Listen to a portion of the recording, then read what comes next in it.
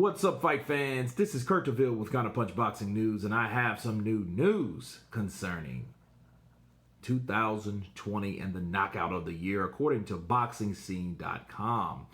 And it goes to Alexander Povetkin versus Dillian Whyte.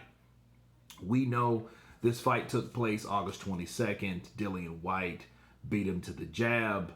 Povetkin did work the body profusely, to the point where that was his go-to mark, okay?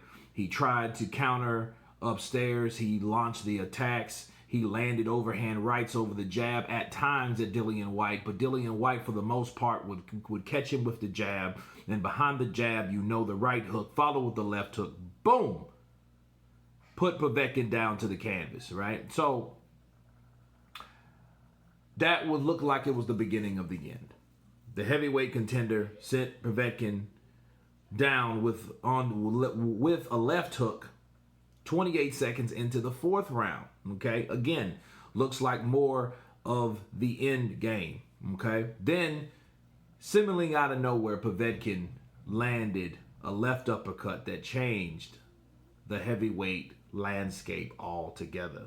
The devastating punch caught his unsuspected opponent after Whyte missed a right hand and knocked Whyte out cold. An unconscious Whyte went down hard just 28 seconds into the fifth round, flat on his back and beneath the bottom rope, which forced the referee Mark Lyson to immediately wave the fight off. Of course, this was the 12th round fight for the WBC interim heavyweight title at Matchroom Boxing headquarters, and it was the last week of fight week at Eddie Hearn's house, okay?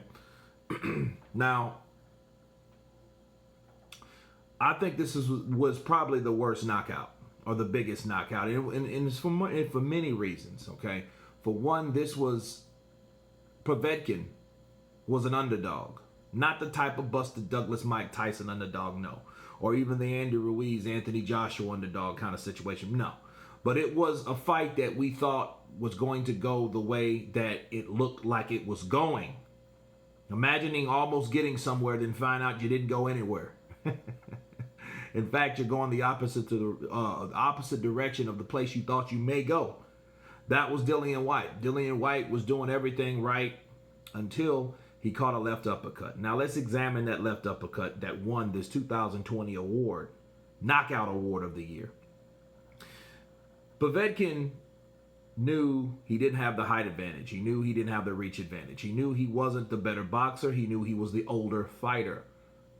And the funny thing about predictions should be about non-biased, non-favoritism, and just pure logic and reasoning, okay? And the logic and reasoning behind Povetkin is that he still had a puncher's chance. But we know if it goes past 6, more than likely, it won't be good for him, okay? But Dillian Whyte had a kink in his armor, and the kink in his armor, his kryptonite, was a left uppercut, or an uppercut altogether, because he was caught with a right uppercut in Anthony Joshua's fight, the first loss he ever took in his career, and he was knocked out pretty much the same way.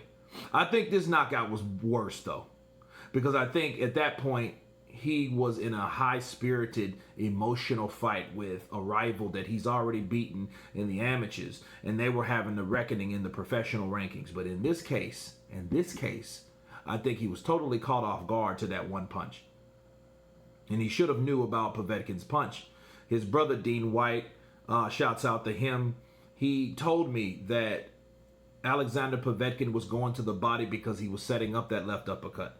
See, Alexander Povetkin knows he's not going to always be the taller guy in the ring. In fact, he banks on being the shorter guy in the ring. Okay, and being the shorter guy in the ring, you can ask Tyson, you can ask Tua, you can ask Ruiz. It's not always a bad thing. And in this case, it wasn't. Okay, he went to the body. He took on a guy that was attacking him like a grizzly bear, and he still stayed strong. He took 2 knockdowns. He took an ass whooping to come out clean on the end of the tunnel. Okay, so this knockout was unexpected. Okay, this knockout came from nowhere, came from left field. But if you look down and you think about the fighter himself, people should understand certain things happen for certain reasons. Okay, and the reason behind Povetkin was for him to be still feared. It doesn't matter about the age. It didn't matter about he had limited stamina. It didn't matter about that. It mattered about what he could hit you with versus what he shouldn't hit you with. And Dillian Whyte shouldn't have ever been hit by that left uppercut. If they ever fight again, which that's up in limbo, really. You know, maybe later on this year, in 2021, a fresh year. Maybe. But how I see it, I see this particular fight of last year between these two guys, a lesson. Okay, and the lesson should be that you can't count a fighter out. This is the prime example of that. 2 knockdowns for Dillian Whyte. He won every round. I don't even think you could give Povetkin any of those rounds. Did he throw punches? Yes. Did he land punches? Yes. They were grazing shots, a lot of them. I think he caught him with a right hand. I remember before the first bell in that fight, I just felt like something was going to happen. I got it wrong. Why? Because I didn't think he was going to hit him with an uppercut and knock him out, but I knew, and like I told you guys on my prediction video, that uppercuts are not Dillian Whyte's best friend. That would be the punch to get him out of there with. Okay, so I had some research behind that.